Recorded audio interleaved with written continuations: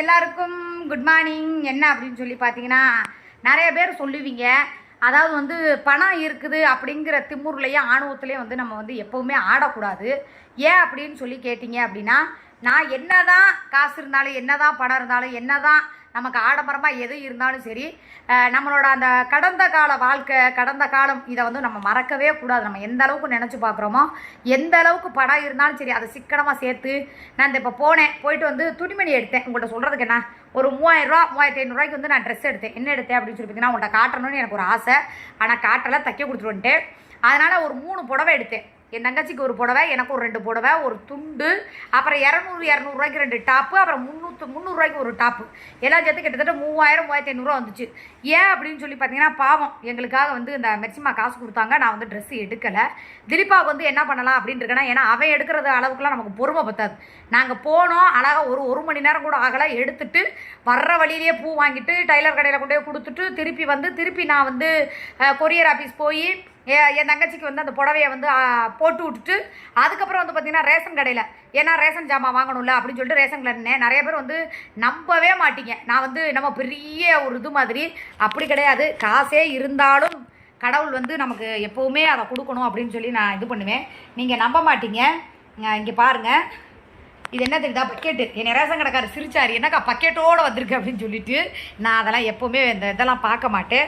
ஏன்னா எவ்வளோ பணங்காசு இருந்தாலும் சரி, இதுதான் நமக்கு நிரந்தரம். சரியா, நமக்காக இது வந்து நம்மளுடைய காசு, இது யாரோட காசும் கிடையாது, நம்மளோட டேக்ஸ், நம்மளோட வரிப்பணத்தில் நமக்காக அரசாங்கம் கொடுக்கப்படுற ஒரு விஷயம். சரியா, அதனால் இப்போ என்ன பண்ணுறேன் அப்படின்னா, இருங்க வரேன், நான் வந்து பக்கெட்டு திறக்கிறேன்.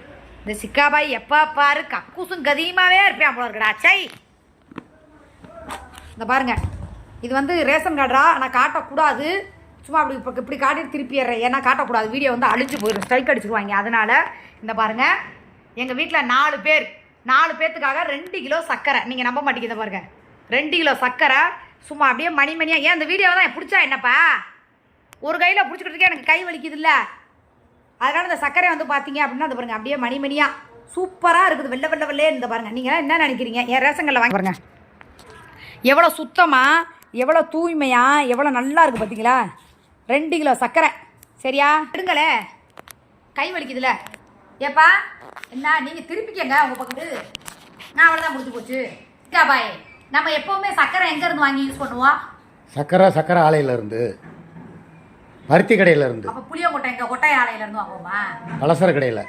சர்க்கரை இது வரைக்கும் என்ன கடை சர்க்கரை நம்ம யூஸ் பண்ணியிருக்கோம்? ரேஷன் கடையா, கடையில் வாங்கிட்டு இருக்கீங்களா? ரேஷ்மா கடை, ரேஷ்மாவில் வாங்குவோம். உன்னை குத்துறோன்னு வச்சுக்கோ, ஒரு புளியங்கொட்டையும் வாய் வழியா வந்து கொடுத்துரும். எங்கே வாங்குவோம்? இப்போ வரைக்கும் சர்க்கரை வந்து, சுகர் வந்து நம்ம எங்கே வாங்கி யூஸ் பண்ணுறோம்?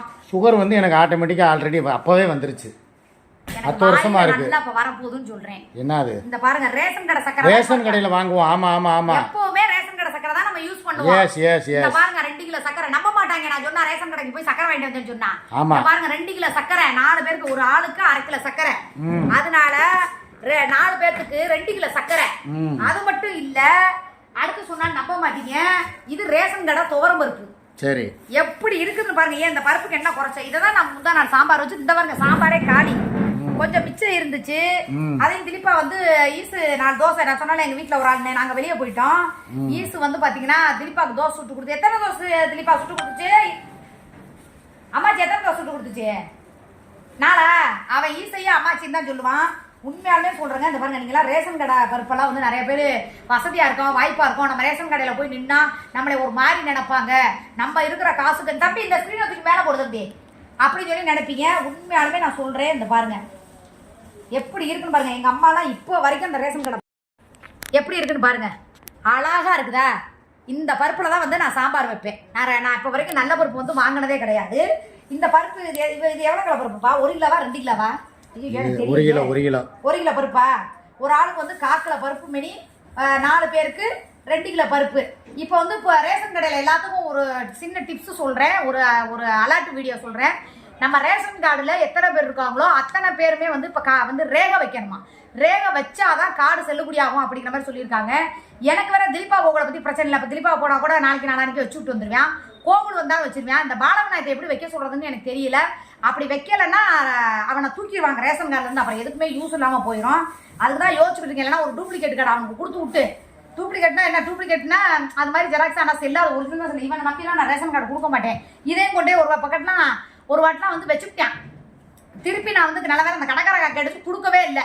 அதெல்லாம் காப்பாற்றி வச்சிருக்கேன். ரேஷன் கார்டு எவ்வளோ முக்கியம் தெரியுமா? நான் வாங்க எவ்வளோ ரூபா செலவழிச்சு ஏமாந்தேன் தெரியுமா? அப்போல்லாம் இப்போ தான் எனக்கு வந்து இருக்கு. அதுக்கப்புறம் இங்கே பாருங்க, நம்ம கவர்மெண்ட் கொடுக்கக்கூடிய ஆயில் என்னமோ நீங்கள் நினைக்கிறீங்க நாங்களாம் பெரிய அப்படியே ரிச்சான, அப்பெல்லாம் கிடையாது. நான் ரேஷன் ஆயில் வாங்கி இதை வந்து நல்லா காய்ச்சி வச்சிருவேன் வடகம் பொரிக்கிறதுக்கு. திடீர்னு எண்ணெய் இல்லை அப்படின்னு சொன்னால் இதை வந்து நாங்கள் வந்து வாங்கி யூஸ் பண்ணுவோம். வேறு அரிசி நான் வாங்கலை. அண்ணே யாருக்காவது இல்லாதவங்களுக்கு கொடுத்துருங்கண்ணே, எனக்கு ரேஷன் அரிசி வேண்டாம், நான் யூஸ் பண்ண மாட்டேன் அப்படின்னு சொல்லி சொன்னேன். அதனால இன்னைக்கு இப்போ போய் வெயிலில் போல நேரம் நின்னேன், 1 மணி நேரமாக நின்னேன். ஏன்னா கூட்டம் ரேகை விழுகலையாம். நான் எங்கள் அப்பா திருச்செந்தூர் முருகா என்னை வெயிலில் நிற்க விட்றாதடா அப்படின்னு சொல்லிட்டு ரேகை வச்சவனே விழுந்துருச்சு. எனக்கு பின்னாடி நிற்கக்கூடியவங்க எல்லாரும் சண்டை. அது என்னடி சூர்யா நீ வச்சவன விழுந்துருச்சு, நாங்கள் நீங்களாம் தேய்ச்சி இருக்கணும்னு ரேஷன் கடைக்காரனே பாவம் டென்ஷனாக இருந்தாலும் கொஞ்சம் அடிச்சு சிரிக்க வச்சுட்டு வந்துட்டேன். அதனால நம்மளோட அரசாங்கம் கவர்மெண்ட் கொடுக்கக்கூடிய பொருளை வந்து யாரும் உதாசனப்படுத்தாதீங்க. நாங்களாம் சின்ன வயசாக இருக்கும்போது எங்கள் அம்மா இதை தான் வாங்கி சமைக்குது. இப்போ வரைக்கும் இதில் தான் சமைச்சு சாப்பிடுது. அதனால் இந்த எண்ணெய் வந்து நாங்கள் வடகம் பொரிக்க வச்சுக்குவோம் அவசரத்துக்கு. இது வந்து எங்களுக்கு சர்க்கரை, டீ போட சர்க்கரை, அப்புறம் சாம்பார் வைக்க கவர்மெண்ட் கொடுத்த துவரம் பருப்பு. ஓகே, நீங்களும் வாங்கி பயனடைங்க. உண்மையாலுமே சொல்கிறேன், நானும் யூஸ் பண்ணுறேன். பார்த்தீங்களா ரேஷன் கடைக்கு போய் அதே மாதிரி நீங்களும் போய் வாங்கிக்கோங்க. நான் ஆளெல்லாம் விட்டெல்லாம் வாங்கிட்டு வர சொல்ல மாட்டேன். ஏன்னா ரேகை வைக்கிறவங்களுக்கு தான் சாமான், நான் தான் போய் ரேகை வச்சு சாமான் வாங்கிட்டு வந்துடுவேன். ஓகே, சர்க்கரை தாங்க நல்லா இருக்குதுங்க. கடையில் வாங்கினா கூட இப்படி இருக்குமா என்னதுலங்க பாருங்க. பாத்தியாப்பா எப்படி இருக்குன்னு? வெள்ளேன்னு கல்கண்டு மாதிரி இருக்கு பத்தியா? அது என்னமோ தெரியல, நான் போய் வாங்குறப்பெல்லாம் என்ன பசிக்குதாடி கண்ணை கட்டுதுறான் ஒருத்தருக்கு வீடியோ எடுக்க. சரியா வருதா? சரி ஓகே, இந்த பார்த்துக்கோங்க. நீங்களும் எவ்வளோ நேரம் ஆச்சு? அதனால் வந்து பார்த்துக்கோங்க. அக்கா மாதிரியே நீங்களும் நம்மளோட, இது வந்து யாரோட பணமும் கிடையாது, நம்மளோட பணம், நம்மளோட ஜிஎஸ்டி பணம். அதனால் வந்து எல்லாருமே ரேஷன் கடையில் கொடுக்கக்கூடிய பொருளை வாங்கி சமைச்சு சாப்பிடுங்க. ஆரோக்கியமாக இருங்க. எல்லாருக்கும் பாய். Hi guys. இப்போ வந்து பார்த்தீங்க அப்படின்னா ரேஷன் கடையில் வந்து ஜாமான் ஆகிட்டதாச்சு. அடுத்து வந்து எங்கள் பலூடா வந்து சாப்பாடு போட்டு நல்லா சாப்பிட்டாச்சு. அடுத்து மல்லிகைப்பூ பாருங்கள். எப்போ ரெகுலராக எங்கள் வீட்டுக்கு ஒரு புல்லை கொண்டு வந்து கொடுக்கும். அந்த பிள்ளைய வந்து நான் திட்டிவிட்டேன். ஏன் அப்படின்னா நொய் ஃபோன் பண்ணுறது, அப்புறம் வாசலில் வந்து நின்றுக்கிட்டு சும்மா நசான்னு பேசிக்கிட்டே இருக்கிறது அப்படிங்கிறனால கோவம் ஆயிடுச்சு.